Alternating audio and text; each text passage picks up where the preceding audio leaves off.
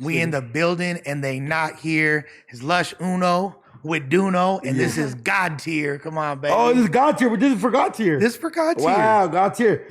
Hold on. I'm mad at you real quick. Hold on. First of all, let's introduce our special guest. Yeah, obviously we got Queen Reverie in the building. Yeah, Reverie in the building. One of the dopest, most illest lyricists in all of Los Angeles and beyond. I can't even call you underground anymore. Like, you're in a category all to yourself. But with that being said, you know, beyond me growing up where I grew up, being from the neighborhood that I'm from, beyond me, you feel me, booking Assassino, doing all this stuff, if I'm not invited to the fucking carne asada now, you feel me, got Doknow and Reverie, like, do I have a seat? Like, yeah, you could come kick it with me and my homies. You already kick it with one of the homies. Exactly. So it's such a small world. But yeah, man, I didn't know this was God's tier. I thought we were just doing an interview. But I'm mad because y'all haven't invited me personally to God's tier. Well, I mean, do the interview, but this was for Reverie. Today's the day. God is crying God's tears for Doknow, but no, it was only right. I know that y'all were familiar with each other. Yeah, most definitely. Reverie, what a long, strange trip it's been. Like, wow, very long and very strange. like, first of all, you're from Highland Park, right? I'm from Northeast LA, Highland Park. Yeah. Nella, yeah. The Nella. We always gotta say it. People like, you're from East Los. I'm like, I'm from Northeast. Let me be specific. Yeah. You feel me? She's from the other side of Dodger Stadium. Yeah. Uh-huh. That's because when I tell people I'm from like downtown LA, Echo Park, they're like, you're from East LA. I'm like, no, I'm from. There's a city called Echo Park. I have so much disdain. And it's like, I'm not going to say it's white people, but in particularly white people. Oh, Echo Park is, gentrified. Island Park too, I'm guessing. Highland Park, very gentrified. It's very different. Beyond the gentrification though, like, if I'll be like, the other day, I was at an AA meeting and I was in Los Feliz. And so I'm talking to someone, they're like, oh, where are you from? I'm like, oh, I'm from West LA. Obviously the person asking me that Loki was banging on me, asking where I'm from, you feel me, is from not Los Angeles, like from some other state. You know what I mean? And then he's like, what brings you to the East Side? I'm like, bro, the East Side? We're in fucking Los Feliz. Oh like, my God. This is not the East Side. This is not the East Side. You're closer to like Atwater, Glendale. Yeah, that's like, if you're west of downtown, is not the East Side. Yeah, the East Side after the bridge. After you go, once you hit Chinatown, after that little bridge, you hit Cesar Chavez, you're in the East Side. Depends on what your view of downtown LA is. Yes. That's like what determines. But facts. Now, you growing up in that area when you did, it was a pretty wild place. Yeah, it was pretty rough back then. And I got into a lot of trouble when I was a kid. I was rolling with the gang and doing drugs and doing crimes, and I almost got killed a few times and all that good stuff. How was it? How was the family life? How was your mom, your dad? They're together. How many siblings? Which obviously we know one of your siblings. We know Loudon, yeah. We know Loudon. Shout out to Loudon. So my parents got divorced when I was 4, and then my dad had a new family basically immediately. He moved to the beach and you know, started over, you know. To the beach? Yeah. Like Santa Monica, where did he move to? Just that way. Okay, towards the west. To the west. I don't tell everybody where my family lives, but you know, he started over, and then, you know, my mom, she was working full time, and you know, you're exhausted when you're working 40 hours a week, and then you have to come home to 3 kids, and you're single and driving an hour back and forth in the traffic, and we just didn't have enough guidance, and she didn't have enough help to raise us correctly. So you was outside. So we were outside. My brothers were in and out of juvenile hall, and I started drinking and doing drugs when I was like 12, and I was doing meth by like 15. And ooh, yeah. This is gonna be a crazy question, but did you do meth before like coke, like the sex life and all that shit? Just because it seems crazy. Like you went straight to meth, and it's like 15 is very young. Yeah. Because it was a transition. It was like first I did weed, and then I did liquor, and then I did straight into meth. Oh my God. No, it's because I'm trying to think like. Well, like when you're in that life, especially you're talking about gangs and stuff, meth is kind of normalized, right? You probably didn't realize it was that crazy even. No, I knew it was crazy. You knew it was crazy. Oh, you knew it was bad? Yeah, I knew it was bad. And people that were like my friends, or like people that I knew, they weren't really my friends, just people that I hung out with, they were really worried about me when they found out that I was like going that direction, you know? And was it like late 15 or it was like you just turned 15, you're doing meth? I mean, I didn't write down the date, so I don't Was it before the quinceañera? No, it's because I'm trying to think. It's I because don't really remember. It's because you got to put it like this, right? Like 8th grade, you're 13, bro. Yeah, you turned 14 in 8th grade. And then you go to like I'm trying to put it together. Like, are you smoking meth before you start high school or after high school? No, it was in high school. Okay, yeah, that's what I'm trying to. That's why I asked that question. Like, Yeah. because you feel me, like, especially at a young age, you feel me, like, I know I lost my virginity at a young age, but I lost my virginity before I started doing like bad shit. So I'm thinking like, mine was around the same time. I'm like, oh my God, were you like, say me? That's why that's why I asked that question. I didn't mean to like for it to be like wild, but I'm just like, when did you lose your virginity? No, like, all right, Duno. Like, no, not like that. I was asking in the sense to where like, that's how powerful drugs can be. Where like, because I met kids in juvenile hall and they were like, first time I smoked meth was like 7th grade. I'm like, what the fuck? I was like, trying to sing to like some music and like jack off. Like you were thinking you were smoking meth, dog? Like, nah, I mean, like my brothers were like doing meth already in like 7th grade and 8th grade. Yeah, see what I'm saying? Like, no, but it's the same for me. Like growing up, like West LA, like where drugs are a big part of the culture at a early ass age. You feel me? So like, we were getting fucked up at 12, 13 years old. Like, no, and then don't get me wrong. I was trying to not do it. Well, I was trying to fuck when I was 12. Like, off the meth? Off the meth? Hell yeah. That's crazy. Like meth makes it you. Look, and I was never into that. I don't know. Meth and sex. Like, we're not promoting meth and sex, you guys. We're just saying. I'm not saying Reverie or Lush. We're doing that. When I asked the question, I was just wondering, like, as a young woman. That's my first thought when I was on meth was like sex. No, but instantly. There's a question for you guys because I didn't. My dad is a drug addict till this day. Been a drug addict my whole life. Grew up around a lot of drug addicts, and I think seeing that, I was scared that maybe I'll get addicted too. I didn't understand how people didn't like to sleep and eat.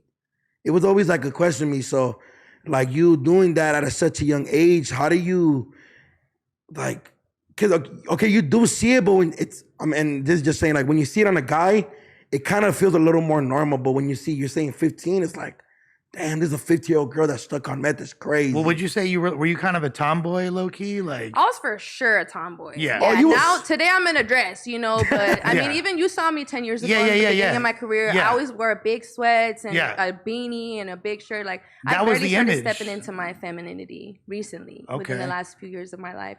And the reason being is that I feel like when I was younger, I didn't have my dad and I was in a crazy environment. So I had to be in touch with my masculinity. I couldn't be like, oh, delicate little flower because I was running the streets getting shot at and getting in fights, So I had to be fucking tough. And also I'm the oldest sibling from my 2 brothers that I grew up in the same household with. So I was always like the protector, So that's why I was not really in touch with, I was not girly when I was a kid. Like I never wore pink. I was always like a thugging, I was always really rough around the edges. But now that I'm older and I'm not like kicking it in crazy situations and I'm, in more stable environments, I'm more stable in myself, I can now embrace my femininity and I feel okay and I feel safe being like this, because I mean, when I grew up, where I grew up, it just was not a possibility for me. Is it interesting? Do you ever wish you were though, like more feminine as when you were younger? Like, do your makeup, nails done, quinceañera, hair done. I mean, I would do my nails and I would do like lip liner and eyeliner. Oh, Sharpie it out? She for sure had eyeliner. The Sharpie was like this. It had an angle and everything. For sure had an angle. But no, I've never looked back and wished I was more girly. No, well, not really. It kept you safe. It kept me safe. Yeah, that's what you needed at the time. Yeah, and also I have 6 brothers. 6. Yes, so being around that too, it was a lot of masculine energy, and so I had to be fucking tough. Oh, so your brother weren't feminist? No, fuck no. You should see if anybody Reverie be walking by, they just slap the shit on her head. For sure, all the time. If anybody saw the group chat with me and my siblings, we would all be canceled. Yeah. For sure. Like, oh, wow. It was wild. Career over. Yeah, we'd be fucking bullshitting. Like, I love my family, but like we're a very toxic family, so we're just talking shit all day in the group chat, and that's how I was growing up. Like, and then you're the only girl. No, I have one sister also. One sister. So there's 2 girls and 6 boys. Is she very feminine? You know what? She's more feminine than I was at her age for sure, but she is definitely a little bit in touch with her masculinity more than the average girl as well. Yeah. But we didn't grow up in the same household, so she didn't have to be like tough like I did. Well, she grew up on the beach with my dad and with her mom, so they were a more stable household than mine was, you know, so they grew up very differently. Even though like knowing you back then, because like that's the Rev that I met, was like you were still like, and look, you still have a vibe. I ain't gonna hold you that like you don't take no shit. Like you'll snap on somebody quick. Like that Nella will come out in an instant if somebody says something to you that doesn't resonate or whatever. But only if I need to. You know, I'm not like a snapper. I'm not always like fighting. You know, but like, unless you want to get down. I literally the first time I met, she was about to get down. With right? you? Oh, no, not with me. I was like, you were gonna squabble Lush? No, I was gonna squabble. Yeah. She was about to squabble though. But regardless of that, you did always like. I want to. I forgot about that. I want to encourage you to realize that you did have femininity back then as well, and like you've always been like a beautiful girl. You know what I mean, a woman. So it's like, did you kind of feel like that? Did you know that you were like super pretty always? No, definitely not. Definitely not. I was like, where's this question going? But I like that question a lot. Yeah. That's crazy. No, only until the last like few years of my life have I realized that I'm actually really beautiful. And I feel like I'm really aging gracefully, not even just like physically, even though I mean physically too, but more like you're still young as fuck. Yeah, but you know, in this industry, people act like you hit 30 and you're like a dinosaur, you know, and I don't have like any surgeries or any fillers or anything like that, so I'm just like thugging it out as myself, you know, and not there's anything wrong with that. Like, I totally understand why women do that, you know. But anyways, I say all that to say that it's more like my essence that attracts people now. Like because even when people don't know who I am, like when I'm in the streets or I'm at like if people don't know who I am, I see people looking at me. I see people wanting to speak to me. And all eyes on me. Yeah, like but that didn't used to happen as much as it does now, you know. And I think it's more because of my essence before, and because like I said, I'm more in touch with my femininity now. But you're also nobody's gonna come talk to me if I'm like, you know, and then you guys are. She's saying this because we're starting the interview. She's like, "Can I move this mic? I gotta like sit up straight." but would you blame that? I know you talk a lot about mental health, depression, anxiety. Would you say you got obviously your situation at home? I could relate a lot to a broken home and. Sometimes people couldn't be there, and you're all alone in this world. Not all alone, because when people say all alone, people take it literal, like, oh, but you have siblings. Like, no, you're still alone in this world at some point. You and your thoughts still like. Would you not blame, but could you say that life, the drug life, the street life, can you say that affected you in the long term? Great question. When it came to like, because I know not to this day, I know you. I'm not 100% sure, but I know you talk about a lot depression, anxiety. Do you feel like all the shit you went through from your early teenage life to your 20s, do you feel like all of that is kind of like, do you feel me? Like it came back a little bit, like all the shit you went through, is it like the trauma still there? Yeah, the trauma's still there at some point. Absolutely. Good shit, I was kind of a little stuck sometimes. Absolutely, and it has followed me, and not even just since I was a teenager. It's starting back when I was a really little kid. Oh shit. I have within the last few years of my life really reflected a lot on my mental health because I don't want to be depressed and anxious for my whole life, you know, and I wouldn't say that I suffer with depression anymore as of a couple years ago. But amazing. I definitely, it's a great feeling, but I definitely still struggle with anxiety. And I also won't deny the fact that I was depressed for the first almost 30 years of my life. I'm 32 now. So Magic Johnson here. Hey. Come on. And so I have been really trying to heal over the past 10 years it's been. I remember when I turned about like 22, 23, I realized I was still depressed. Because honestly, I thought I was going to be dead by the time I was 19. Right. You know, I was not planning to be 32, you know. But then when I was 23, I was like, oh, damn, 23. I could maybe live a little bit longer. And I'm still fucking depressed. And I hate waking up every day. I'm miserable. So I really want to change this. So around that age, that's when I started studying psychology and human behavior and child development and getting more in touch with my spiritual side and listening to lectures and self-help books and all kinds of shit. And so it took me, almost 10 years to not feel suicidal anymore. And also it's me having to constantly check in with myself and feeling how I feel, not trying to push things to the side, and also being sober, as you know, I've been sober for 8 months. Are you completely sober? Completely sober. Like no alcohol? Drinking, no drugs at all. What do you mean? Are you completely sober? No alcohol? What the fuck? I'm sober from drugs. When I think sober, like, because I've never, you guys been addicted before. Yeah. So to me, when you guys are sober, I'm like, oh, they don't smoke crack no more. Yeah, no. You get what I'm saying?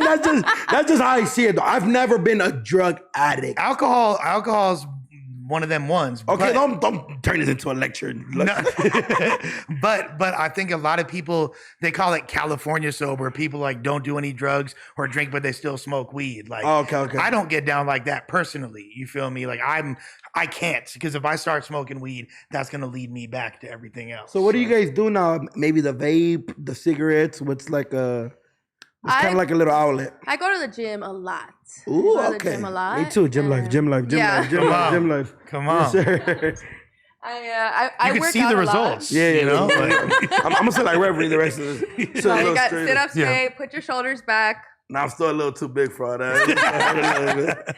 But I go to the gym a lot, and I do drink coffee, and I'll smoke a cigarette maybe once a day. Ooh, okay. I don't like the vapes. You know why? Because when I smoke a cigarette, it smells like shit. It tastes like shit. Everyone's like, you smell. So I know it's nasty, you know? But if I smoke a vape. I feel attacked. Yeah, I mean, yeah, I'm with you on it, you know? Yeah. But when I smoke a nicotine vape or whatever, it smells good. It tastes good. You could do it inside. You don't have to go outside. Nobody says anything. And then I'm smoking it all day. So for me, it's better to smoke just one cigarette a day. Oh, so you like reminding yourself that this shit is disgusting. Yeah.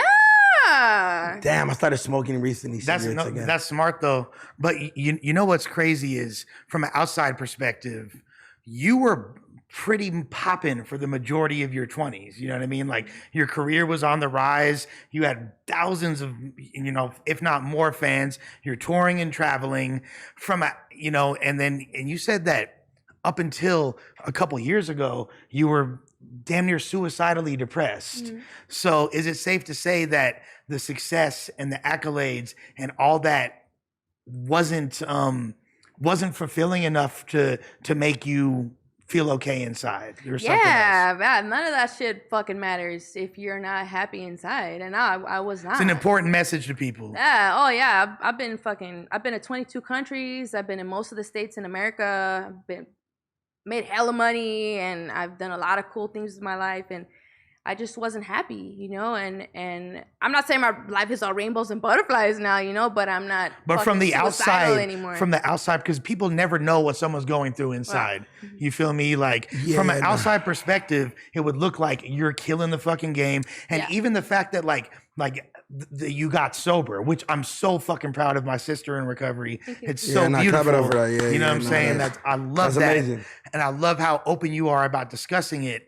But it didn't look from the outside that your life was unmanageable, which normally is what it takes for someone like me to make that decision. You know what I mean? Yeah. People always ask me about that, and I say, like, when I'm a functioning addict. Like, you'll never know that I have a fucking cocaine problem, right. You know, like before this last time that I got sober right now, basically I had relapse and I started doing blow again, and I didn't want to do blow. To me, it's not an option. It's not it's okay if I do it once every 6 months. No, like, I don't want to do it at all, because I can't do it every 6 months. If I start doing it, it's going to be a lot more than that. Saca la bolsita. Yeah. And you know what? Now there's all the fucking fentanyl going around, and I just don't want to do that. I'm 32. What am I doing cocaine? You know, it's just not who I want to be. And no disrespect to anybody who's doing that, but that's not who I want to be. No, most definitely. Like, I'm trying to get my shit together so I can have a family one day. You know, I'm not trying to keep going down that road. But before this last time, it had been like a couple years that I didn't do it, and that was another time before I got sober. And I just remember, like, doing it, and then it'll be like fucking 4 a.m. or whatever, and all the blow's gone, and everyone's just sitting there, like, you know, like, damn. Yeah, like, and I just remember thinking to myself, like, damn, I'm a fucking loser. Like, people, if only my fans saw me like this. Like, I'm out here like a zombie at 4 a.m, like, when there's no coke, and like, everything sucks. And I just remember, like, I hated that feeling. Like, I literally felt like I'm a fucking loser. Like, if only people knew me, like, this is how I am. People are like, oh, she's doing this and that, but I'm actually like a I felt like just a druggie right there, you know? But anyways, point being, like you said, you wouldn't know. Yeah. I hide it really well. I hide it from everybody, even from myself sometimes, you know? Yeah, but that's a good and a bad, right? That's like pros and cons to it. What it comes with, like, it's good because because I've dealt with a lot of shit in my life, and I know how overwhelming it can be when everybody knows your business and everybody's trying to help, and you're like, just leave me the Fall fuck back. alone. Yeah. Fall back. But then there's also a point where you do need that love and that help and that energy. What would you say was the lowest point in your life? In my life? Like, and not like your lowest day, like you were calling it quits on life, you were calling it quits on the world.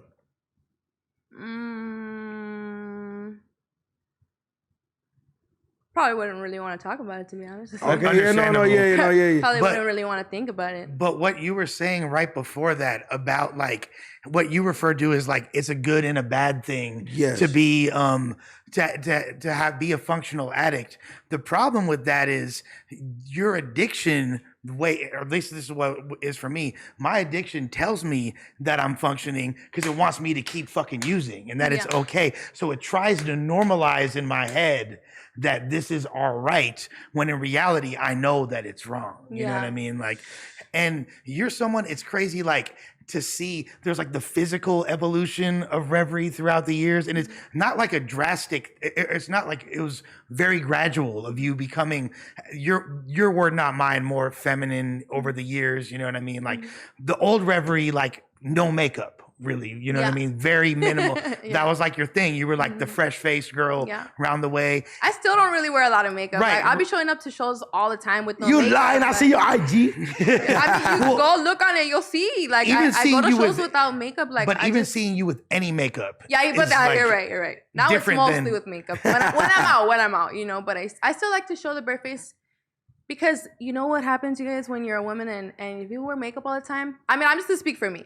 But when I wear makeup all the time, when I don't wear it, I feel ugly. Tripping. And then when I don't wear it all the time, I'm like, oh, I'm fucking hot, you know? And so I don't like to wear it all the time. Women have been brainwashed to think this because we do not look at it like that at all. There's, I'm not saying the homegirl, but there's definitely girls. There's just a comedy side of me. Some of y'all need makeup. You feel me? I'm not saying Reverie. I'm not, because I know a lot. No, but that, and I grew up with sisters. I have all sisters. 3 other sisters. I'm the only boy. Maybe sometime my sister need makeup.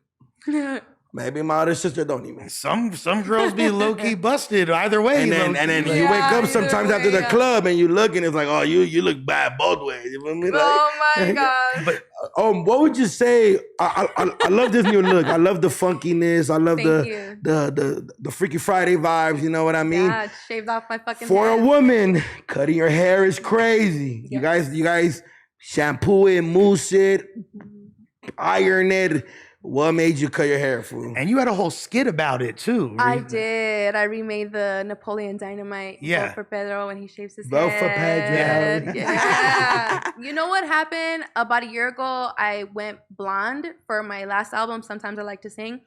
And then, to make a long story short, this bitch fucked up my hair. She fried your shit. That's what it's called? She fried my shit. And I had short chunks all over my fucking head. Like, all over my head. It was a disaster. Were you ready to fight? Well, you know what the thing is that she didn't tell me when she did it. She let me find out for myself.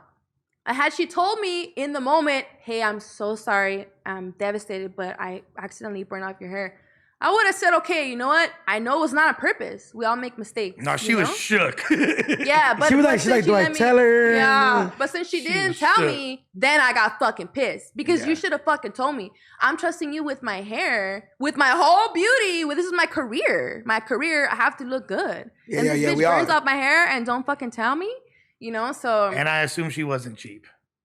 And she was not cheap. No. Did you write a bad Yelp review?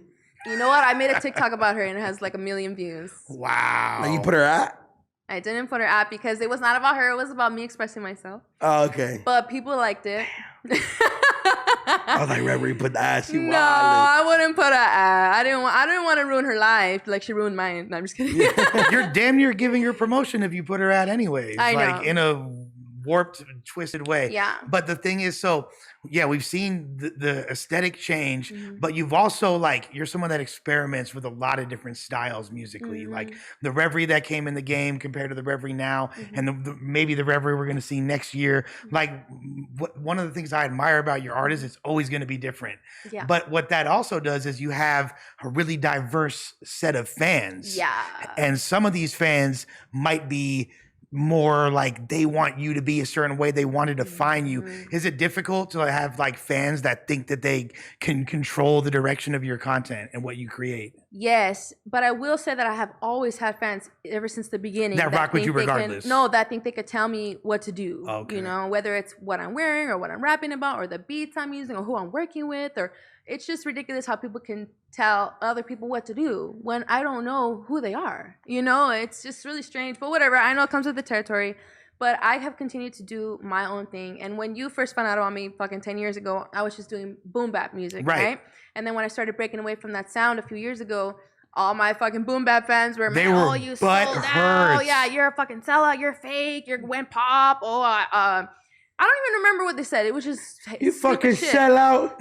Yeah, that's crazy. So then I started. Yeah, I'm selling out arenas, bitch. Yeah, I'm fucking selling out shows. Okay, yeah, call me a fucking sellout. And so then I started doing just like more experimental beats and trap shit. And then people were like, "Oh, now you're doing trap music. You think you're a trap rapper and all." And then I made my singing album last year. And I got a lot of new fans from that. And then now that this year, I just dropped my new album. It's called No Chaser. Fire. We gonna talk about Thank you. So now that I dropped this hardcore rap album, now I have fans that are like, I thought you were a singer. Now you're a rapper. I'm like, oh my God, I've been rapping for 10 years. What the fuck? You know, it's crazy. And then it's funny because I had this other comment. Oh, I posted like a little snippet of me rapping on a boom bap beat that I wrote randomly. And then there was a comment on there, I've never heard you rap over a beat like this. So it just reminds me, just keep doing what I want to do, because people are only going to think that you're who you are when they found you.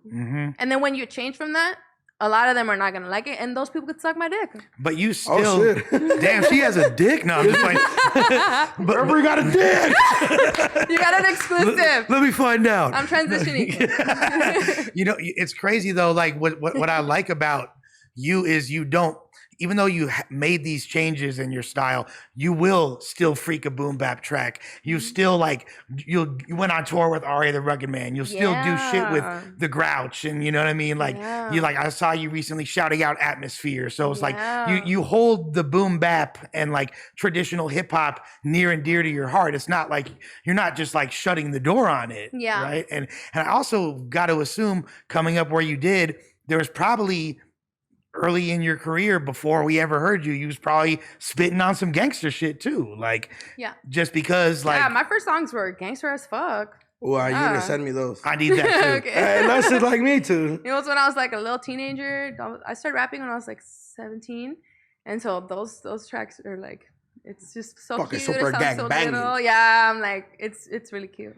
Did you like early on in your career, like you pretty much quickly became one of the most prominent voices in the LA underground at a very young age. Thank you was, I mean, you did Paid Dues. I think you were 22, 23 years old. Yeah, something like that. Yeah. Yeah. Oh shit. Yeah. Like she was, and this is when you had maybe within a year or two of dropping your first tape, actually. Like, and Well, it was, I had dropped a couple before that, but it was like one of my first big ones. That's what I'm saying. Okay, forgive me. Like one of your first tapes that was really making rounds beyond your neighborhood and all that. And like, did you kind of like always think that you were going to be in that underground bubble, or did you always kind of think like, shit, I might have ambitions that supersede this scene? No, I didn't think like that at all. I just didn't really.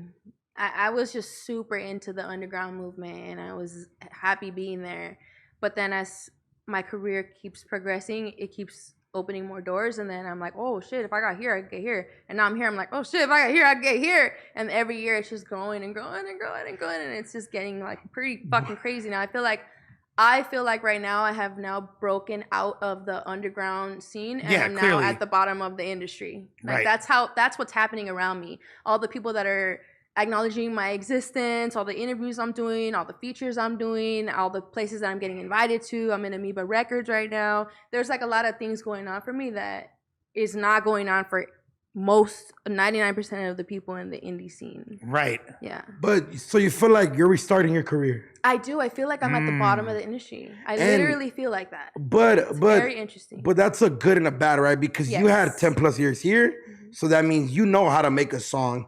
You know how to freestyle. You know how to make a boom bap beat. You know how to do trap shit. So I don't feel like you're here. I think you're somewhere like moving up because you know a lot. You're polished, but you just need a little more polishing. You know what I mean? And that's the thing. Like, that's a really good point. Like, a lot of artists that are at the quote unquote bottom of the industry and even rising, one of the biggest mistakes I've seen labels make is an artist gets like a hot song or two and they're on the charts and they're buzzing, and then instantly the labels will put them on every stage and they're on like their nationally touring acts when they have no artist development. Like, but you know what does that?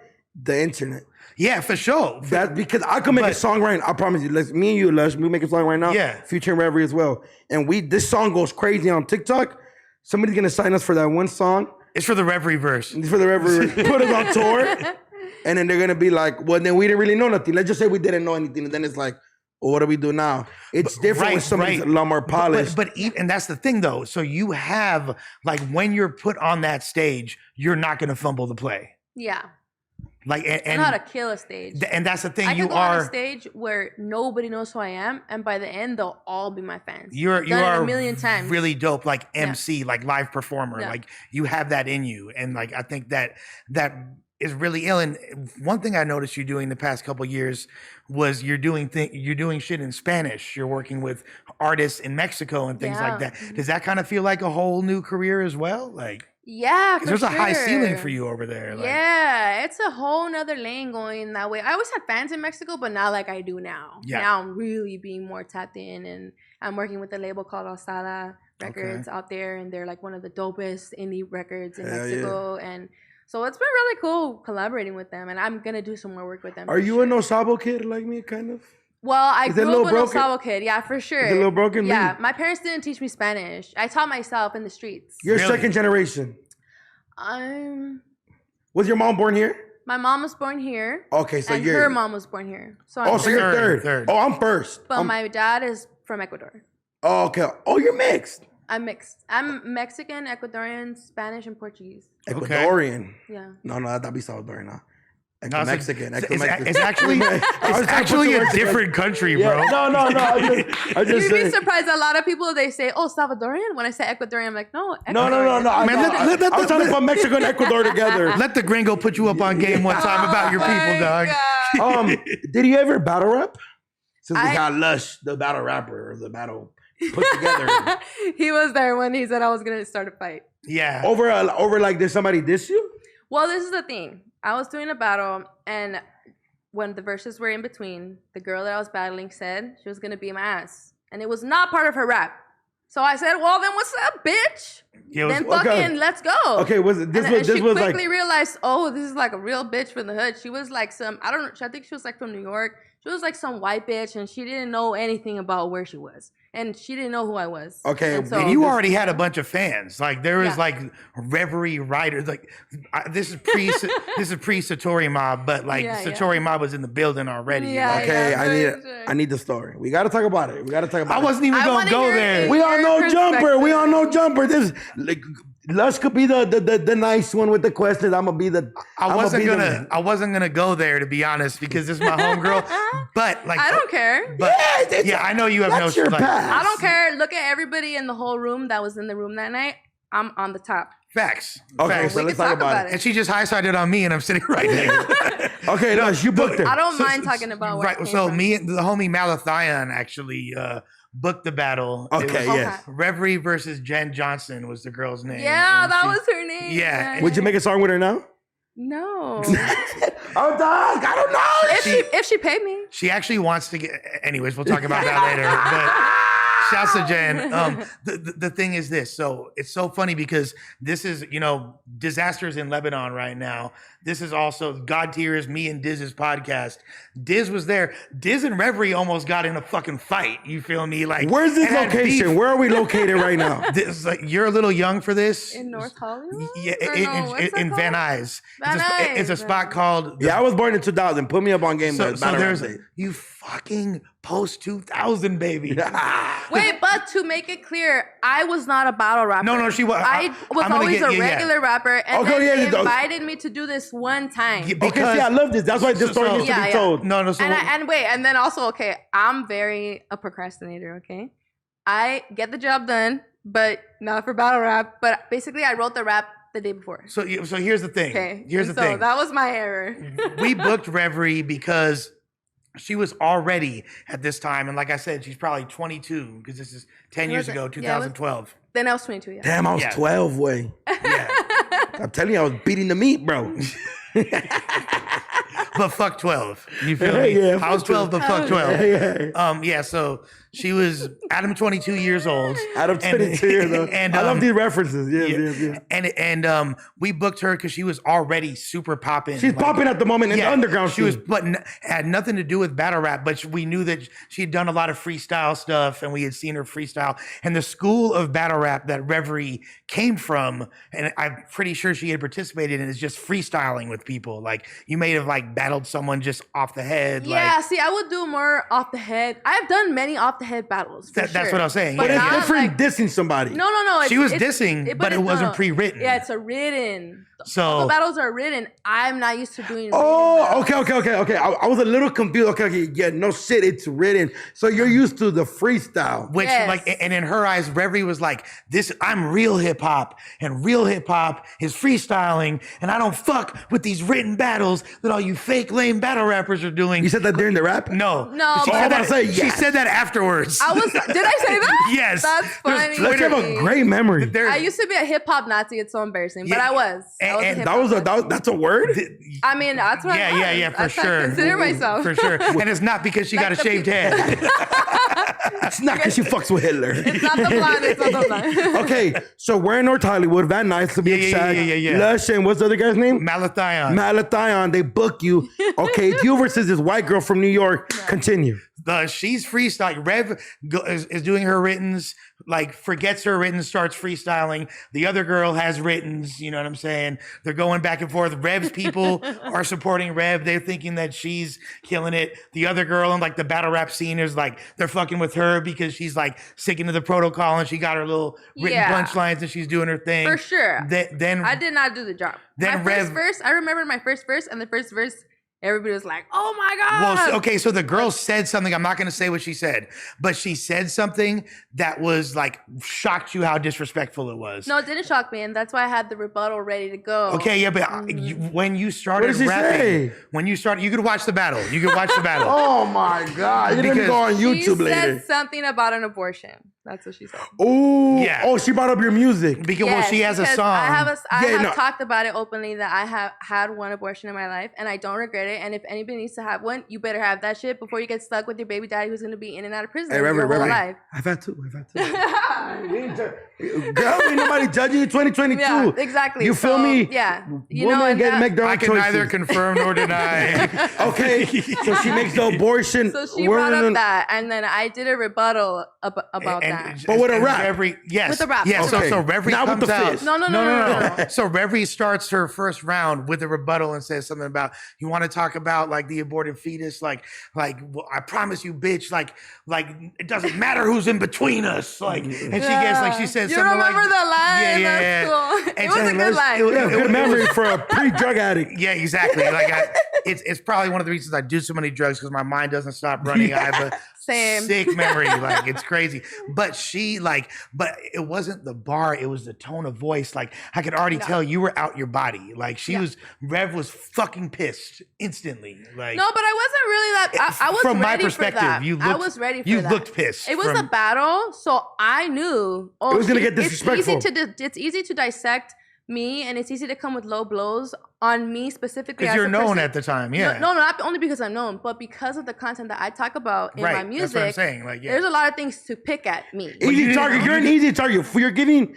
Yes. Okay, so you don't battle rap, so you're not usually thinking people are gonna just diss use you. the shit against but you. now you. you get booked by Lush's asshole ass. Yeah. And then Lush books you. And then now this girl has ammo about all your insecurities that you feel comfortable talking about because other people have these insecurities. Yes. So this girl, she knows way more about you than you know about her. Yeah, you don't know. You don't know she had a song out. Yeah, you didn't know who she was really. Yeah. You just knew her name. Maybe there was nothing. I don't think she had music out. No, yeah, no, she still. So she literally didn't have. Anything. Oh, she was just a battle rapper, right? And it was also. I think that was her first battle. So she was basically first or nobody. second battle. Yeah, she was coming out the gate. Oh shit, Reveries, talk your shit. So then, and then like the battle goes on. Reverie in her third round winds up. She's like, "Look, I have all these bars that I wrote." So I forgot them, but I have my notepad. Yeah. So she started reading off her notepad. Because it's a written battle. which, let's be honest, is looked down upon, right? Yes, very frowned upon. Okay, because I watch battle rap. I watch battle rap now, but it's very like really bad. Like you as you invited me to one of your battles. I pulled up. Yes. Were you disappointed at this point, or you were like, no? I honestly. Like, I'm looking at it from a business perspective, and I was like, ooh, this is fucked up because I want to continue to work with this up-and-coming dope artist. But you can't. And now, not only can I was like, this is gonna, I saw what was gonna happen. I was like, this is gonna go left. The battle rap community is gonna fucking cannibalize her, and she's And not that I gave a fuck about the battle rap community. Let's just be clear. I didn't watch battle rap. I didn't grow up on battle rap, so I don't give a fuck who likes me or not. And back then, that was my attitude too, And I knew that. Yeah. Like I knew that. So I was like, I'm about to lose this artist to be able to work with. That was my thought at the moment. Okay. Like it wasn't from like, ooh, like she's fucking whack for doing this. It was like, oh damn, I'm being selfish. I'm thinking about myself. Like me. Like you feel what I'm saying? Like, yeah. As a businessman, you're thinking about it as a businessman, right? Of course, yeah. Now, which nothing is wrong with that. Right. Now, Dizaster, who is one of the judges for the battle, is there, and he basically is like, what she did is really, really whack, and da da da. But he's also a craft. He is also a pioneer of. But I'm like, bro, it's like a fucking 21-year-old girl. Chill, like it's not that fucking serious, dude. Yeah. Like it's kind of serious. That was moment, because like me as a fan, I watch battle rap now. Obviously, you guys are. And you're also fucking 21. I'm also 21, so I watch all the new shit. But I would be like this. This what I just watch, right? Like I watch like the DNAs and like the chess. Like if I'm watching on YouTube, fucking whatever the fuck is playing, and Chess comes out with a notepad and reads it, I'm gonna be hot. No, for sure. And Diz is being Diz. I can't fault him. You know the story of the frog and the scorpion, right? Yeah. Like, no, I don't. Okay, so I'll just tell it real quick. There's a frog and a scorpion. They're at the bank of the river. The scorpion asks the frog, "Hey, can I get a ride? I can't swim." Frog's like, "Oh, for sure." Oh, okay. Scorpion hops on the frog's back. Halfway through the water, they're about to get to the other side. They make it. Scorpion stings the frog. Frog's on his deathbed about to die. And he's like, why the fuck did you do that? I gave you a ride across the water. Mm-hmm. Scorpion says, what the fuck did you expect? I'm a scorpion. Okay, so Diz is a scorpion. Yeah, Diz is a scorpion. Like, Reveries is a scorpion. Like, you know what I mean? Like, you're going to be, like, you're like, I don't give a fuck. This is me doing me. And I don't give a fuck what the battle rap community thinks. Diz, another scorpion, is like, how could you do this? This is fucked up to my culture, blah, blah, blah, blah. Okay, you guys kind of skipped the story. So third round, you come out with the notepad. This is before almost the fade. No, the fade, that happened. That was in the very beginning. Yeah. That fade, the fade almost happened in the beginning. Yeah. You were a cagapalo. What's a palo? You never heard the word cagapalo? Like that's the homie that just ruins everything. Like, oh my God, he's about to start fighting. You know what? That's not me anymore. No, I'm saying, but back then, I was getting in a lot of fights. But I want to hear this story because wait, but like I said, it was not part of her rap. It was not part of her round. Okay, so if it was part of her round, her written thing, I would not have done that. Okay, so this was... So she goes first. The girl, Jenn, goes first. Round one, she goes first. She goes first. Then abortion joke, you have rebuttal. Yes. Oh, I remember what happened, yes. Okay, so the abortion joke, but then she started it, the first round. She started the first round. And then that's where the abortion joke was at. Yes. And then when I started my rebuttal, I immediately went to her face. Yes. So you That's what I did. Yes. So I was like, all right, I'm gonna get in this bitch's face. No, but I seen them do it on battle raps. I was like, okay, I'm gonna do this shit then. These men right here, these men of the culture, they don't like seeing a girl do that. You gotta get it's not. No, I'm just fucking with you, Lush. Look at me. It's not even that. It's the fact that I know that this is like a gangster ass chick from Nella. You feel me? And then a little white girl from New York. Right. She was so scared. She was like, which New York is gangster. And it's literally, she's from New Hampshire. It's not even New York. She's from where Adam's from. Yeah, she's literally from New Hampshire. Like, so Reverie, and that was literally your bar. Like, I promise you, bitch, can't no one get in between us. And you got all up in her grill. Wait, I'm gonna watch this right after. It was part of my round, yes, you know, and it was part of my rap. I made it all make sense. Yeah, you're showing expression. Yeah, I've seen them do it. And then Jenn was like, "You need to get up out my fucking face." No, after that round was done, that's when she said, "Bitch, I'll sock you. Get out of my face."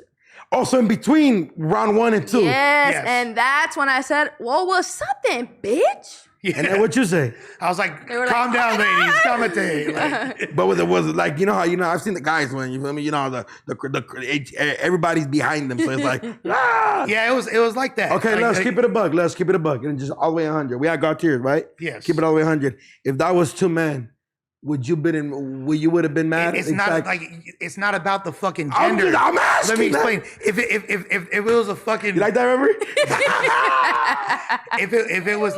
if it was oh my god, if it was a rapper who is super hood and like straight off the block, and then Adam, and regardless of who the opponent, just say Adam, and Adam and Josh, all right, and Josh, and okay, Josh, yes. and I would then be like, I'd have to tell that person like, yo, chill, it's a battle. You know what I mean? It wouldn't matter. But like, I knew what time it was. And I also knew that Reverie had a gang of fans there.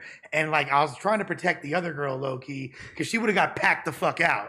Then you would have had a lawsuit. Yeah, and you know, she's like, and she's doing what she's supposed to do. She's just a battle rapper. You feel me? Like, I see what so you're saying. afterwards, Diz winds up getting at Rev. Then it went to the internet afterwards, and it was this whole back and forth. Got at you like You in remember public this about the rap, about you using your notes, or what was the story? Yeah, like? he was like tweeting me like, "You dumb bitch." Yeah, it got spunky. I was like, "Who is this guy?" Like I said, I didn't grow up on battle rap. I don't give a fuck about him, you know, like. And he just got all crazy on Twitter, and I was like, "This is really weird." The battle was like 2 weeks ago, and this is like a guy who's 10 years older than me. Like, it's really strange.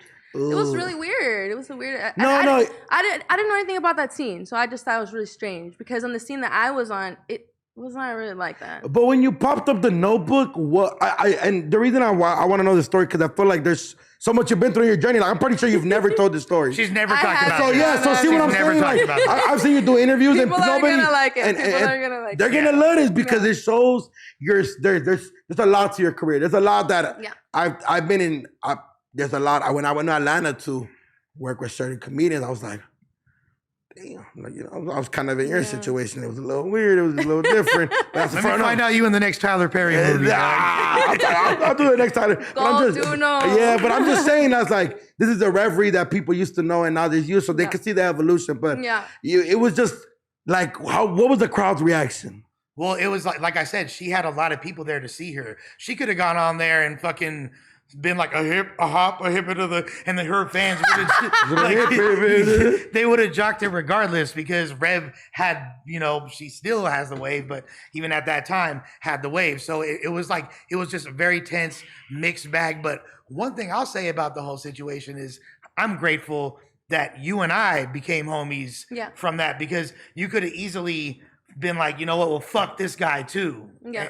And you didn't, like, because like I went out of my way to be like, Rev, I respect you. I know what you're doing. Whoop-de-whoop-de-whoop. And and I appreciate that. And we always kept it G. Yeah. Like, you know what I mean? Like, I don't really care about that battle. You know, like I know you don't now. Really didn't care. But I'm saying at the time though, you feel me? No, I mean at the time I didn't really care either. You know, like I was, like you said, I'm not a battle rapper. I was not part of that scene. I didn't need anything from that scene. I was already doing my thing right there. Like that was right before I started touring in Europe. I was already doing my own tours. Already had my own. I was selling merchandise. I was doing my thing already. So I didn't really care. You know, it was it was a bump in the road. And I will say this, and I will admit this, it was a fucking fail. I failed. I didn't write it. I didn't study. I didn't do the homework. It was a fail for sure. I'm not gonna sit here and be like it was a fail. You don't regret it though. But I don't give a fuck about that shit. Like there's so many worse things I've had to deal with in my career. Yeah, like, but that's why I wanted to hear the story because this was an amazing story. I would have never known. I would have never known that. Reverie almost fucked up the Lushes event. The funny thing is, oh my god, you've had like like you have a lot of content. Like you were just talking about a TikTok about one of your stylists that has 1 million views. You gotta make a TikTok about this story, dog. You gotta do frame by frame on YouTube. I'm just saying that shit is looking funny, Lush. One of my fans, please do it. Reaction video. Yeah, no, but the cutting up, that would be cool. But your content is like, your content buried that footage. So so in order to find that, like you have to, a lot of people gotta find that now. It's gonna even boost her up a little more. Like Reverie was squabbling that luscious. Lush from God's here at no jumper. She was about to, bro. I swear. That's great. But I feel like that's an amazing. That's one of those stories that you see how you guys are laughing about it now. Like probably then it was kind of like, damn, like you were probably arguing with everybody. Like, well, she's her first time. Yeah, I was backing her up, I and was then hella trying to push your line. Yeah. I can't really remember, but it's kind of ringing a bell. I think I just like diffuse the situation. I was. That's and crazy. Even there, if you watch the footage, you'll. I'm gonna watch. I even say like. I'll text you later, Reverie, about it. It's funny you brought up dudes battling because I was like, hey, if I could stand between like these gangster ass fools and they ain't gonna fight, like y'all ladies ain't gonna fight, like we not doing that. You did say that. I just think I love this. This is a great story. Let's talk about the new music. Okay. Music. Okay, no, I have a question for you. Okay. I work at No Jumper, so it's in my jeans now. Okay. You started an OnlyFans. I do. I have an OnlyFans. Go subscribe. It's free to subscribe and lurk. So go ahead and check it out. So on a scale of 1 I like to 10, how Lush was like, hold on, no. Because like I feel like you want to know how freaky it is? Yes, I do. But before we get into that, you're the homie, and I feel like if she saw on her list of subscribers it said Lush 1 and GTX battles subscribe, she'd be like, "Yo, what fool?" Like, just make an anonymous account. Yeah. So pay the rent anonymously. You don't have to put your real name. But at the same time, like, I want to support. I support everything you do. Thank you. So it's only right that I, Lush subscribe to Reverie's OnlyFans. Yes, a real man that's honest. Thank you, man. Lush. She know my girl and shit too. Like our boss. You guys can look at it together. Yeah, we'll look at it together. But with that, I love it. With that being said, like how OnlyFans is the only. How? Okay, so I don't do porn and I don't do nudes. Okay. Tits? So I don't show I don't show my nipples and I don't show my pussy. Okay. But it's very sexy. Yeah, it's very sexy. I'm always in lingerie. I do twerk videos, bathing suits. Just, I can't imagine you twerking. Is that a weird thing? It's a sight to see. No, not in the back. I'm not trying to offend you. No, I'm not offended. He's trying to bait you into twerking. That's not what I was doing here. You gotta subscribe, okay? What I'm saying is like somebody that you're not slick, homeboy. Reverie knows. I listened to her music back in the day when I was younger, tagging the city up and shit like that. Put the bangers on. You know what I mean? That's cool. But I'm just saying is like, we both know the other Reverie. I know her more as like I know her music and stuff. So it's imagine 10 years ago, Reverie told you, no, I got a twerking video. In fact, 10 years ago, and correct me if I'm wrong, beating up bitches that was twerking. Reverie would be clowning bitches that are twerking. But there's also like in the past 10 years, there's a whole new different idea of what being like a feminist is, and like, you know what I mean? Like the whole like modern, not saying you a feminist. I was gonna say I do not. And if I was a feminist, I used to before all these fucking crazy liberal bitches exactly. went overboard and made us all look bad. Okay. But I'm saying like women that are progressive with their sexuality and like claim it and like, it's not gonna, you're not just a certain way. I'm not gonna look down on you for twerking, which society might have done back when young Reverie was dropping her, like bars. I think they still do a lot, maybe not as much in our world, in the world of hip hop, but, and weed, it's a little different in our world, but I think outside of our world, it's still very looked down on. Give it time era Reverie was not finna be twerking. Like I was definitely twerking, just not like not on OnlyFans, because believe me, I've been twerking since I was a teenager, dancing a Too Short in the backyard, fucking ditching parties. This is weird, you guys, but I really can't imagine it. But I'm glad the homegirl's making money off the twerking that she's been twerking. You feel me? I love that for you. It was when I seen it, because we follow each other. You feel me? And I seen it, and I was like, get your bag. Yeah. Well, that's how I saw it. I didn't see it as, because like I said, I got 3 sisters, so I understand women women gonna be women. You feel me? Yeah. So I was like, and then I also seen your when you promoted your song and you're at the beach and you switch up, and I was like, oh yeah. I was like, who recorded this? All up in the ass. Like a freaky ass cameraman you got. It was Lala. Shout out to DJ. Oh, Lala. Okay, yeah, DJ Lala. Now it all makes sense. Of course. Freaky ass Lala recording Reverie twerk. Zoo DeVille, you in the house? Yeah. What's up? My brother Zoo. What up? But yeah, it's crazy though, because thinking about your trajectory and what you've done and everything, it's so outside the box. But yeah. And look, I'm not trying to count your pockets, but I am curious what, like, okay, so there's it's good money, Lush. No. We're missing out, me and you. Yeah, we need to make our own OnlyFans and not together. Not together.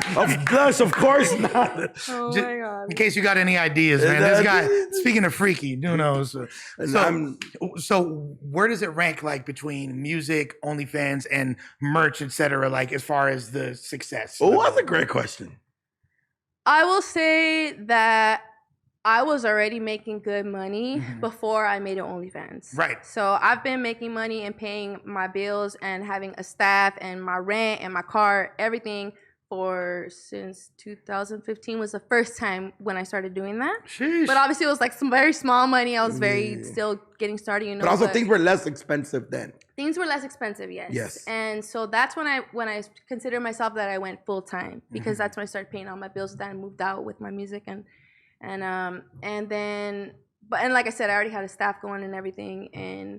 But I made my OnlyFans in 2020, and I just will say that of course it's helped me a lot. Okay, like a lot. I think the question, the year 2022. This we want to know. Rank those top 3 in order. So don't give it an order, but like, well, because like I know. You know what? I don't want to discuss. You don't have to do that. What's where and what's where. It's the only bad. I'm smelling records.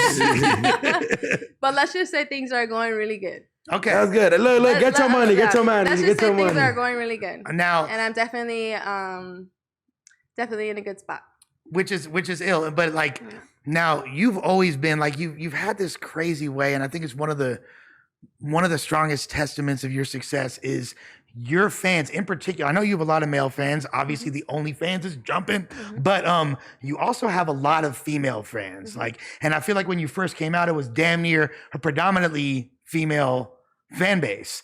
And I feel like there's a whole contingent of women, and particularly like out here in Southern California, but now it's expanded to worldwide. But it started out there, and there's still a lot of them out here where like Reverie is our voice. Like these people, do you feel like a big sense of responsibility being the voice for like an entire demographic? Yeah, of course. It's very overwhelming. But it's okay. I know that this is my life's purpose. I know that this is why I am alive. I am so grateful and humbled that I know why I'm alive. Most people live life aimlessly and don't know what they're doing here, you know, but I know that my music is medicine for a lot of people and for myself. And just knowing that that's what I'm here to do helps me deal with the overwhelmingness of what I'm doing. It's a lot. What I'm doing is a lot. Like, because Doknow, I don't know if you have you seen a Reverie show before? Have you been to a Reverie show? I've never been to a show. When me and Reverie met, it was during COVID. Okay. I could be wrong. So she actually hit me and that's when you were like of age. You became No, I think you were throwing up all ages probably back in the day. But also, I was very young and broke back in the day. I wasn't, you feel me? I wasn't buying tickets to nobody's shows, you know? But like, you know. But when I met her, I met you during COVID. I pulled up on you. I was at the beach. Reverie made me pull up. Look, I know I fuck with her. I was at the beach with the homegirls and the homies. We was getting drunk, COVID vibes. And I think I told you, I was like, hey, fool, I look bummy, fool. Oh, yeah. I pulled up in like Nike sandals, white socks, some basketball shorts. And I was like, make sure your cameraman just get me like from the waist up and made me look cool. We took care of you, right? Yeah. We pulled up. I put up for the All Eyes on Me music video. She had the bad bitches there. Bitches was twerking. They was twerking. Got the nice cars. We was in the Batman where they filmed Batman. We was vibing, living. That's what I met her. But no, just that's a real quick story about it. And I say that to say because like, whether it's a Reverie solo show, DJ Lala probably spinning on the ones and twos, maybe Reverie and Gavelin, you feel me? Shouts to the homegirl and all that. Reveries fans, it's like you think it's fucking Michael Jackson. Like they're guarantee every single Reverie show. Guys are throwing her boxes at her. There's girls panties, bras. There's girls crying.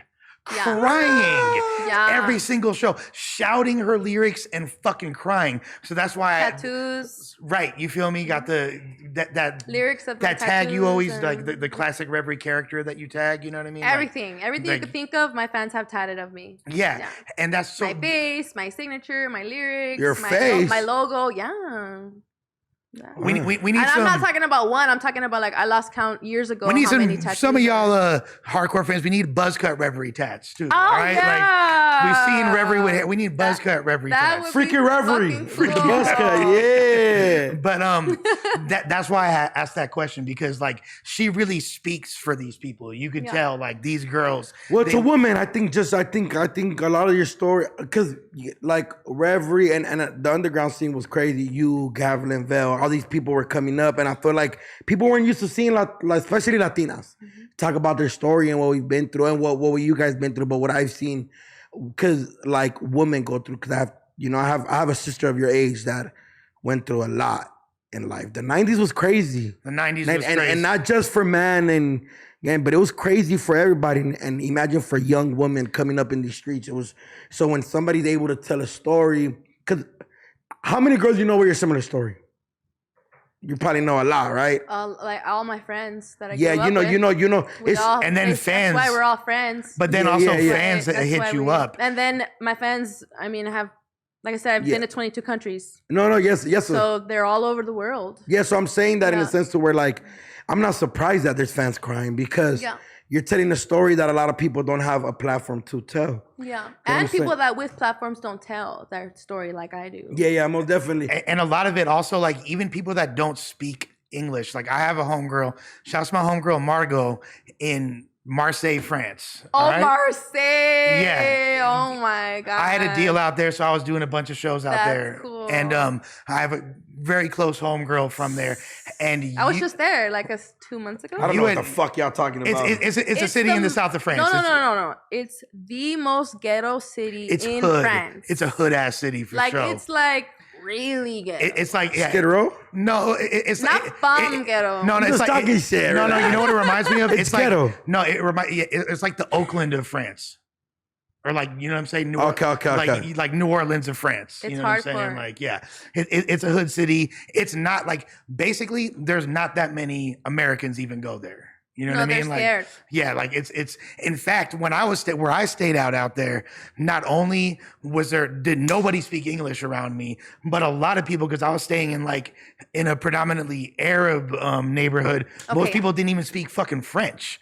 They were speaking Arabic and different North African dialects and shit like that. Yeah, so a lot of imported people. So a lot of people from Tunisia, Algeria, Morocco. Marseille. Yeah. It's close to Morocco. It's like you're a few hours from Africa over there. You know what I'm saying? Yeah. Like, so anyways, my homegirl out there, she's like, she had seen you some years back, and she's like, yo, do you know this girl, Reverie? And I was like, oh shit, yeah, that's the homegirl. She's like, man, like I saw her show and she was so fucking dope and she killed it.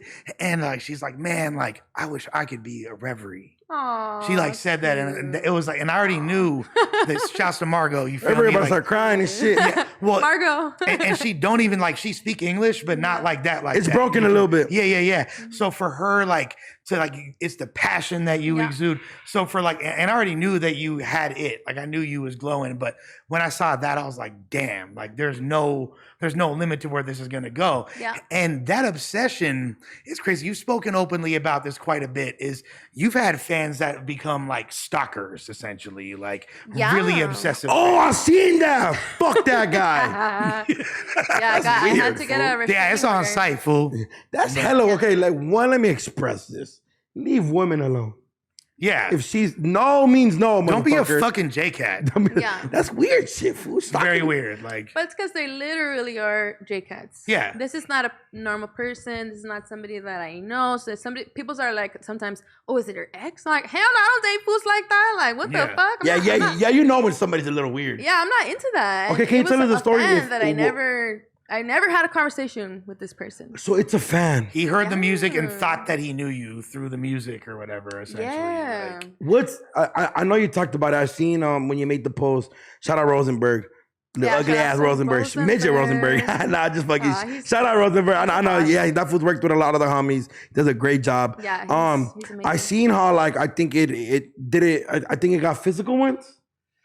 Yeah. I'm asking whatever you feel like. Yeah, you ain't gotta get into all that. That's because I'm. But this is all stuff you spoke about. My lawyer Rosenberg told me I can only say certain things. Okay, yeah. But when I talk about it, I just have to be like, okay, stalker. I can say that. Yeah. Okay. Now go ahead. Tell us what you could say. So basically, I have this crazy fan, and he's been cyber stalking me for like 6 years, and I didn't even like see it until, I don't know, maybe a couple years in. And the reason being because the emails were like going into the junk folder because my staff does my emails for me. I don't do emails because I don't like doing emails and I suck at doing emails. They'll just sit in my inbox. Anyways, one day my staff's we're doing our emails, and then they find this email and they're like, wait a minute. And there's like a shitload of emails from this one person. Anyways, we realized that he had been emailing me for like almost 2 years, almost every day, okay? And stan activities. Yeah, so every day for 2 years. Every day. That's almost 700 to 800 emails. Yeah. Yes. And they're long emails. Almost every day. Let's say almost every day. Let's exaggerate. 800. Weirdo.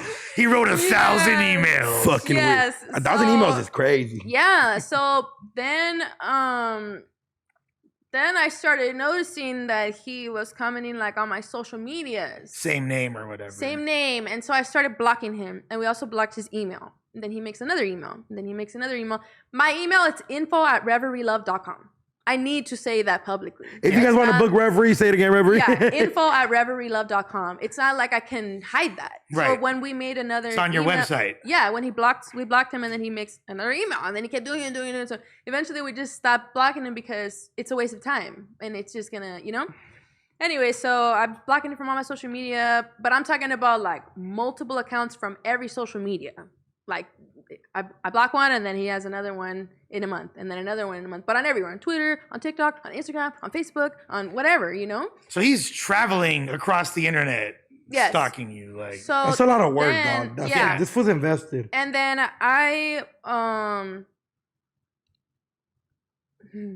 thinking what I could say and what I can't. Okay, so let's fast forward a little bit.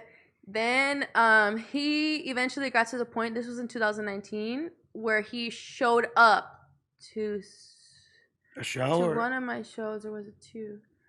He showed up to one show. But you don't know what bro looks like at this point. I do know what he looks like because he sent me a picture of him and he sent me a dick pic. Mm-hmm. Oh, you know what he looks like. Yeah. Yeah, and it's nothing impressive. Yeah. So I like how you have to just sit him down a little bit. He got a little dick. You got it's not even the stalker phrase. Like he's a little dick stalker. Yeah. So it because stalking is such a big dick activity. Like it got to the point that whenever I have a show now, and I've been doing this for a few years now. Yeah. I give the venue his paper. Picture. I say, hey, this is the description. This is what he looks like. Don't let him in. Blah blah. So basically, one day he showed up to the show, and then it was like a big ordeal. And then we got more pictures of him when he was there. This is before giving the picture? No. This was after. So why did the venue still let him in? They didn't let him in. He was waiting outside. He wouldn't leave. Okay. So anyways, in the blistering cold for 6 hours, and you just said no. Yeah. So fast forward to another show on that tour, and he threatened that he was gonna shoot up my show in Oakland. Okay. So I had to cancel the show. Because I'm not going to put my fans in danger or anyone in danger. My staff, myself, nobody, That's so yeah, so it was really fucked up because it just fucked up everything. And then, and mind you, he's still emailing me. And now it's, over the years, it's becoming more excessive. It's like 3-4 emails a day, okay? Can I ask what he's saying? Like, I love you. I just want to be with you. I feel like we're the ones meant to be. That's exactly what he's saying. So like Stan. Like Stan. Yeah. When are you gonna stop treating me like you hate me? We're meant to be together. Entitlement. Yeah. Pure entitlement. Yeah. When you're gonna let me love you. you're the one I've always wanted. Why are you leading me on? Why, just all these weird things. And then also, I've also tried, people tell me something, well, why don't you just tell him to leave you alone? Like, or why don't you just do this? And why don't you just do that? Like, I've tried everything you could to get this person to leave me alone. And now I have a restraining order against him. And Good. So, anyways, so a couple times I actually did write back to him on Instagram. And I said, like, the nastiest things I could think of. You fucking piece of shit. I will never touch you. You're fucking crazy. You belong in a mental institution. You blah, blah, blah. Like, the most degrading, mean things I could think of, you know? It doesn't work because he's crazy, you know? That's just, and then one time I said, okay, yeah, let's meet up then because what's going to happen is going to happen. I said, let's meet up then. And then he said, now you want to meet up after 3 years, you fucking bitch. That made him flip the script? Yes. And then I was like, oh my God, this is crazy, you know? And so then the final straw before I got the restraining order was that last year he came to my house. Hell yeah. No. So he found out where I lived because I had like a penthouse at Hope and Flower in downtown. And I would always show my view because I was proud of where I lived. And only because the security at Hope and Flower is fucking crazy. And you're not going to get up to the fucking floor unless you live there. Or like, you know, that's the only reason why I showed it. Before that, I've never showed where I lived. And after that, I don't show where I live either because I moved. And this is the reason why. Because of people like this. And because of haters and because of et cetera, et cetera. So I would show where I lived and there was like a mural right there. I've been there. A Clipper mural. Yeah. Like Kawhi, weak ass. Okay. So. Fuck the Clippers. So he figured out where it was. And then he was giving me. So every time when he would come up to my shows, he would give me like a play-by-play. Like, oh, I'm here. I'm going to be at your show. I'm going to do this. So he was giving me a play-by-play. He's just asking to get packed out. Yeah. He was giving me a play-by-play. Oh, I'm going to LA tomorrow. I'm going to drive 7 hours. Hopefully you can come spend time with me. We can laugh till we cry and hold each other for the first time and blah, blah. And like all this crazy shit, whatever. And next thing you know, long story short, now he's in the front of my house. And did he hit you like, yo, I'm outside? Yes. Yes, he did. And I saw him. I see Kawhi Leonard right there.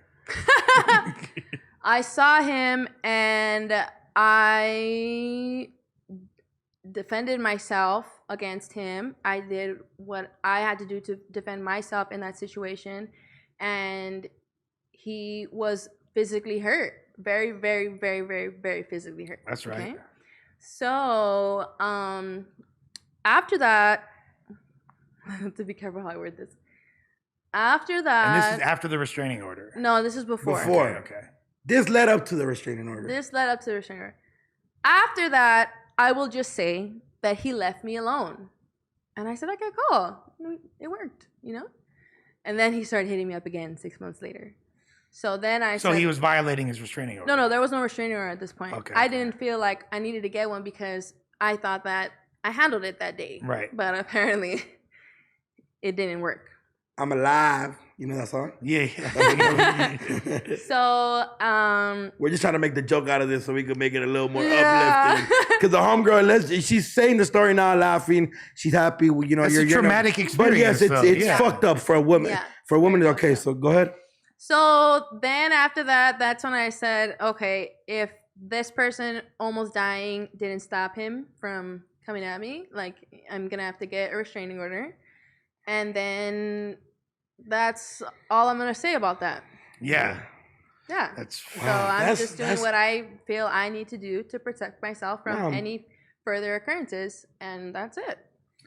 Well, it just goes to show you, like, it's not easy being in the position you're in. Yeah. You know what I mean? It takes a certain type of strength and internal fortitude to be able to live and still pursue your dreams and still live this dream and be, because like Reverie is so many different things to so many different people. Yeah. But at the end of the day, you're living for yourself, so it doesn't matter how they perceive you as. Yeah, exactly.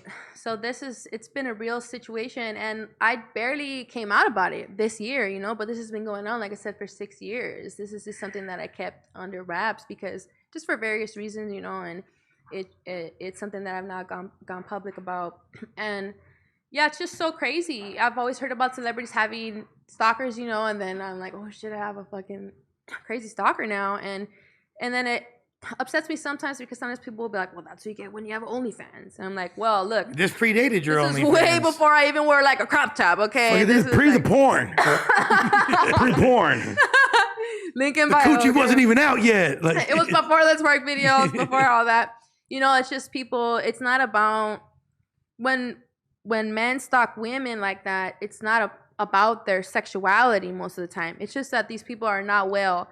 And that was a mistake that I made because obviously I knew he was fucking crazy. You know, like this is not a regular person.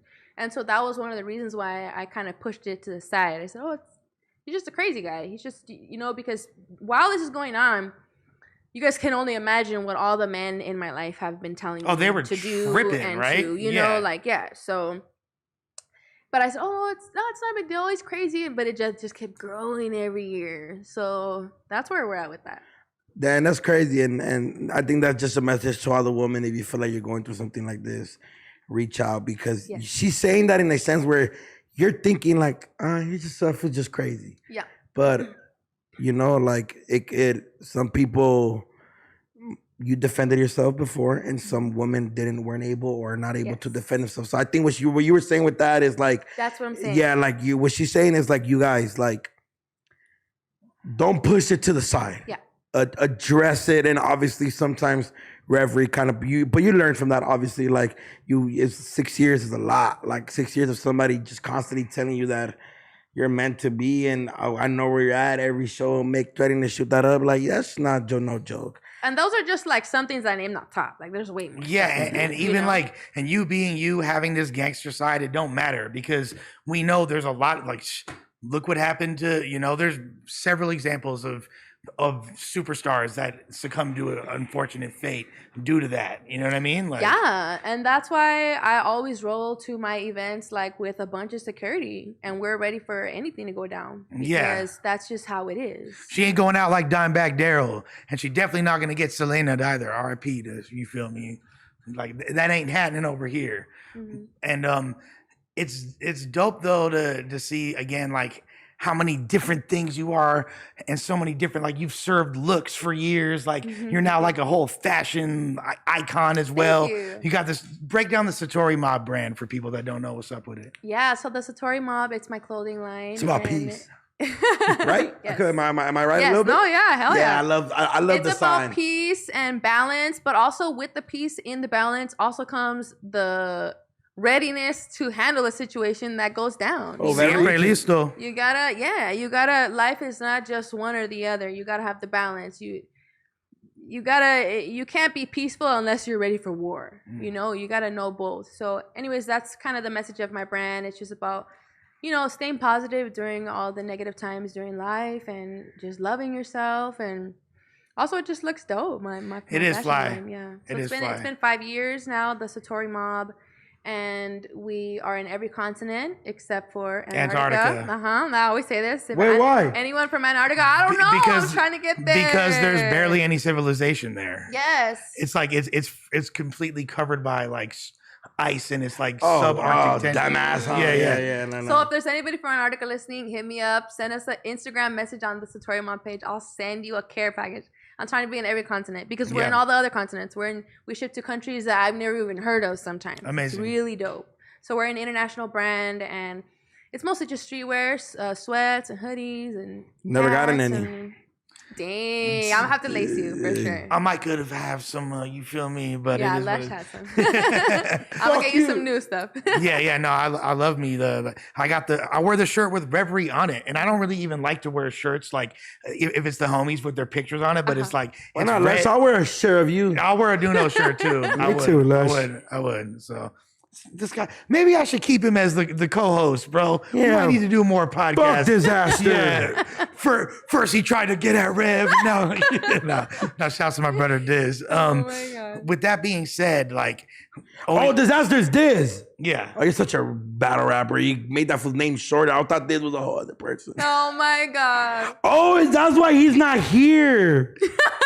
I just put two and two together. Oh, that's not why? That's why? Bro, scared. Bro, I'm just kidding. I'm joking. It's a Dizaster, you weenie. I don't care about that. It was 10 years Did ago. you fucking graduate middle school, bro? Jesus. I didn't actually, but I did graduate high school. All right, look at you, man. Oh my God. Overachiever as always. But like I said, all these different styles. You know, I got the Spanish shit going. Still sprinkle some boom bap here for good measure. He had the full singing album, which was like very like romantic. If I was still drinking, pour up some wine to it. Absolutely. Now some apple cider. But this new album is my favorite bag you've ever been in, and and you're like you got bars. It's very bar heavy. Yeah. But it's like more, I don't even want to say mainstream, it's street, which like obviously street music's always going to be prevalent in like the mainstream of hip hop. Like I think I know what you're trying to say, and it goes back to what you were saying. It's more polished. More. Thank you. This album is very polished. Very polished. But you haven't, but do you like, this is just, you've been doing this for a long time. Polish and being sealed are two different things for you, right? Shield? Like sealed, like you hit a ceiling, like it's called, like when people seal. Do you feel like I've never heard that in my You've never heard it? Okay, me neither. Sealed. Okay, so like let me give you an example. Like I like it though. I'm gonna introduce that to my lexicon. Sealed, like you like kiss from a rose, like do you feel like because you have so much more planned, right? Oh yeah. Oh yes. Okay, so you haven't hit a ceiling. There's so many things you feel like you could work on still. Okay. So that's hitting the ceiling. You're polished. Okay. I've heard of hitting a ceiling. Never heard sealed. No. I said ceiling. I just said it. I said it a little wrong, but yeah. So like with basketball players, with basketball players, there's basketball players that have been playing ball since they were like 12 and like gym rats and like their whole lives, and they go to the NBA and they already hit a ceiling that they get stuck and they can't do no more. But you feel like there's just so much more that you could do, right? Oh yeah, this is nowhere near the peak of my this is existence. And it's clear because my legacy. No, like because there's so many different rappers I could hear you collabing with, but and not just rappers, but just artists in general. But on this new one, it's like it puts you in a whole different category. It's like this is shit that they gonna slap in the trap. They gonna like my homies in the turf right now would jam this shit. Like and the video you were in, the All Eyes on Me, like, you know, like obviously you're referencing a Pac song and it's doping, but what you're talking about, it's like the same reverie. And you're like, yeah, I'm thugging, but when I think of you thugging now, it's like thugging in a whole different way. Like I'm a strong woman navigating the world, going fucking hard. And like it's literally all eyes on me, like everywhere. And like you said, even when people don't know who you are, you go into a new environment and they like, people are like, damn, you got some steez, like what's going on with you? Or people that don't know your music, like, damn, I'm looking at the booty on OnlyFans, like it's all eyes on you. From all the booty on OnlyFans. Yeah. Go subscribe. Yeah, come on.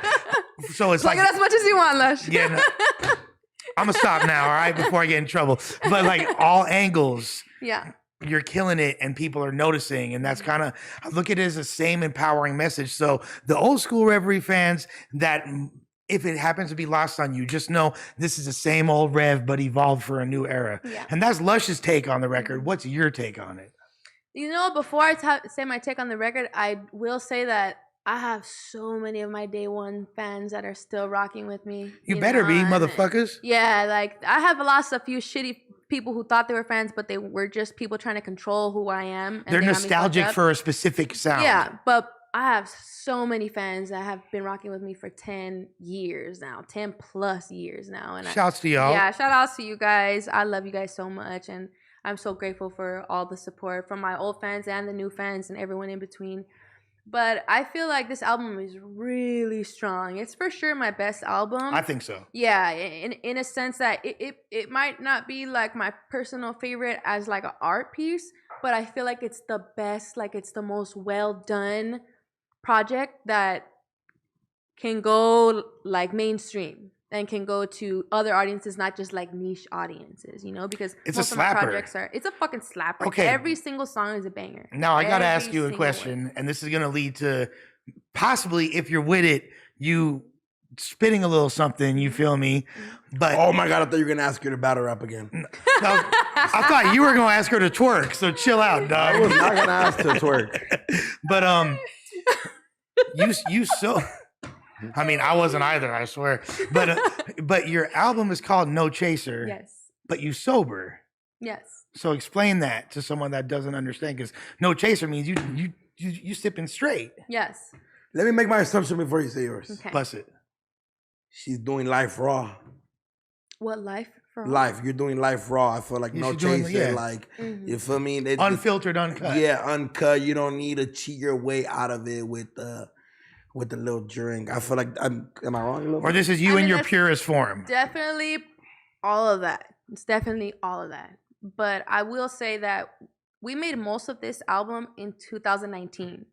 And we were planning on putting it out in 2020, but obviously COVID happened, and then it was like, I'm not dropping an album this year. It's gonna be a waste of time. Because you can't tour it. You can't do anything, and everybody was like, "Oh my God, we're gonna die," you know. So it just would have been stupid.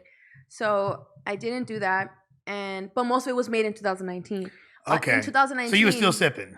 I was not. You were not. I was completely sober that whole year as well. Okay. Okay. So sometimes I take breaks when I need to take breaks. Got Okay. you. So I was sober that whole year.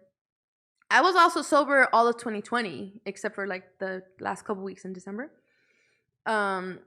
So I made a couple songs in 2020, and then I made the last song for the album in 2021 at the beginning, somewhere in the beginning. That's when I was sipping already. Okay. At this point, the album didn't have a name. It was just actually, you know what? It did have a name, and it was another name. What was the name? I don't want to say Fuck Lush and his battle rap in 2012. It was similar. It's a name that I might use, so I'm not gonna say it, but it was another name. It was not called that, and the album was Lush, done already. No Chaser. It kind of goes together. Yeah. You feel me? The saga. Yeah. So I basically at the end of I started drinking again in December of 2020. So I was drinking all last year, right? Christmas. You know what? It was because we got the penthouse. We lived in a penthouse last year. And I went before. Did you? Oh, you weren't there when I went. Loud and Yellow were recording. Oh, okay. It was. Like, I don't remember you I being pulled there. up and it was just me. It was me, Loudon. Lala said hi real quick. Went back in the room. I think she had just woke up. Maybe. Okay. It was just me. Lala's not trying to kick it with you, bro. Yeah, nah, not like that. But it was just I'm like I was outside. You know, what the fuck? I'm in her kitchen drinking the water. And then, Yeah. What's up? You know. Yeah. But yeah. I asked if you were there. They said you weren't there. Yeah. So Yeah. basically, when we got the keys to that place, I was like ecstatic. I was Yeah, of like, oh course. shit, this is like, because we had a penthouse before, but it was not like that one. You hit a This milestone. one was like, I was like, you know what? I haven't drank. It was almost like 2 years or something. And you got the song Penthouse Keys, right? That's Yeah. yeah. So, but I actually wrote that song in the first penthouse in 2019. Okay. In 2020, we went to some regular spot where we lived at, and thank God because that was the COVID year, you know. But then in 2021, we're like, all right, let's get back on some fucking boss Let's shit, ball you know? out, yeah. Yeah. So when we got the keys to that place, I was like, I'm gonna celebrate and have some champagne, you know. And I had the champagne, and so I started drinking again, and everything was fine. For me, I wouldn't say that I have like a drinking problem, but I sometimes will do blow when I drink, you know. Batman and Robin. Yes, Batman and Robin. So therefore, I do have a Don't get drinking any problem. ideas, bro. Don't do it. So I I do do have a drinking cigarettes problem again. because No, I don't mean to cut you off, but just the last 2 weeks ago, for the first time, I smoked a cigarette for the first time since I was 16. Oh shit. Damn. And it wasn't like but I just realized that like I can only do cigarettes because I don't drink Monday through Thursday. Mm-hmm. I have a rule of mine, or sometimes even Fridays. And when I do drink, you know, I'm 22, I'm having fun. You straight, yeah. Fucking sluts, you know what I mean? This is what I'm doing, you know what I mean? But, you know, like, and I smoked cigarettes the other day, and I'm like, damn, I was like you know, I want to make sure I smell it, like, ugh, this is fucking. When I was your age, bro, I was running amok, let me tell you. Yeah, you guys were doing crack and shit. I wasn't doing none of that. But anyways, Penthouse 2021. Yeah, so anyways, I started drinking again, and it was fine until I started doing blow again. And and I didn't do it. I did it a handful of times. The first time I did it, I was like, oh, I'm not gonna be so hard on myself. I haven't done it in like 3 years or whatever, however long it had been.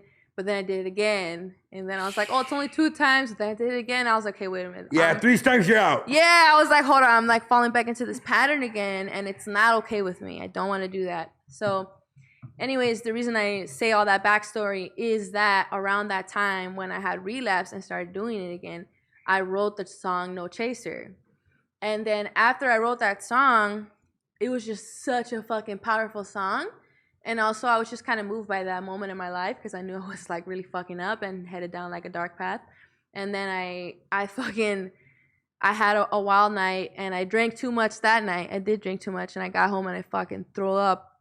I threw up. And then I was like, basically had like a mental breakdown in my fucking, it was all bad in my house. And then when I woke up, that's when it clicked in my head. I was like, No Chaser. I was like, oh shit, that's a fucking cool name. And then I was thinking about the song that I had wrote like a couple weeks before that. Because I was just going through like a rough little patch of time, you know? Yeah. And then I told Loudon, I said, you know what? The song is, I had already started on another album because like I said, the album was wrapped. I started on a new project and I'm working on this other project. And that's the song No Chaser is actually supposed to be for this other project that I'm working on right now. Okay. But I just liked it so much and I told my brother, we're going to put this song on the album and it's not going to be called that anymore. And now it's going to be called No Chaser and it's going to be, this is the title track. With that being said, I just got word from the powers that be that we only have a few minutes left. This has been an amazing interview, but we had spoke earlier. Do you think you'd be down to like show us No Chaser acapella? Like, yeah. Why don't you bust it for us? Oh one man, time I didn't practice.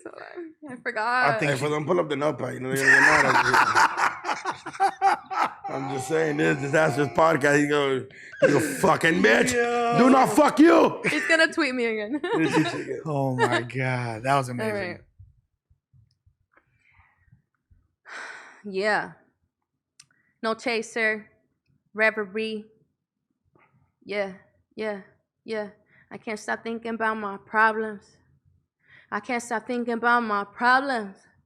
I can't stop thinking about my motherfucking problems, bitch. Yeah.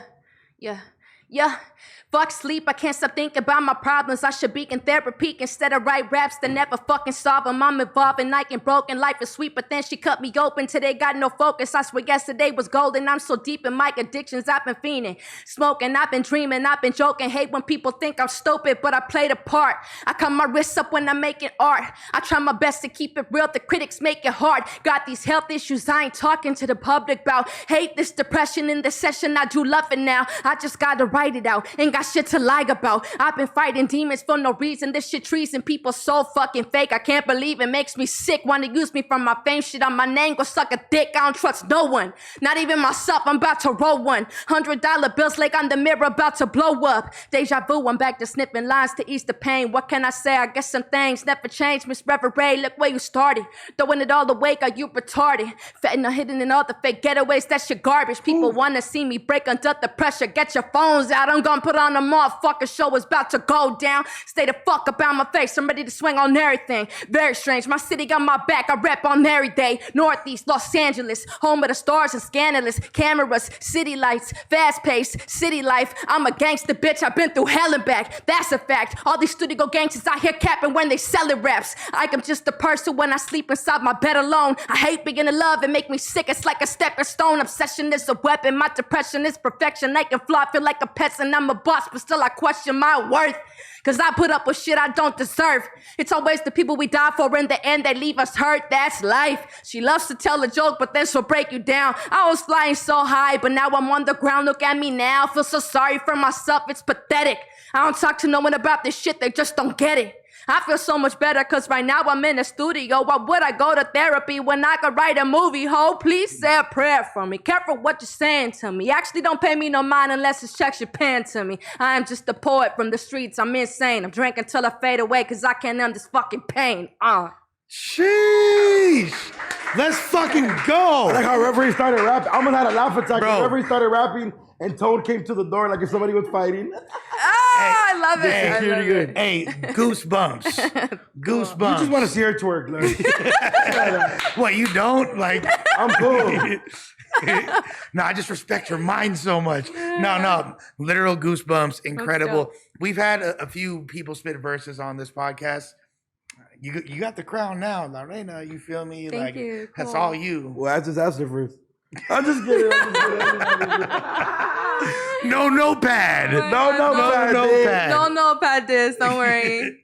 With that being said, any final words for the people before we Skype out this out? Yeah, just check out my new album, No Chaser. It's out now everywhere. Spotify, Apple Music, Tidal, SoundCloud, all that shit. And you can find me at Reverie Love on all social medias. Spell it for them because I love people. Reverie, Reverie. You put it on like the title or something. Yeah, it'll come out. I was gonna ask you to spell it. Yeah, Reverie. I'm on TikTok, Instagram, Facebook, Twitter, YouTube, OnlyFans. Go subscribe to my OnlyFans. My website, it's reverielove.com. And if you want to book me or have any business inquiries, it's info@reverielove.com. And don't be stalking. Yeah, no weirdo shit though. You feel me? Yeah. With that being said, Reverie, Doknow, Lush, Uno, and we about this beer. Thank you guys so much.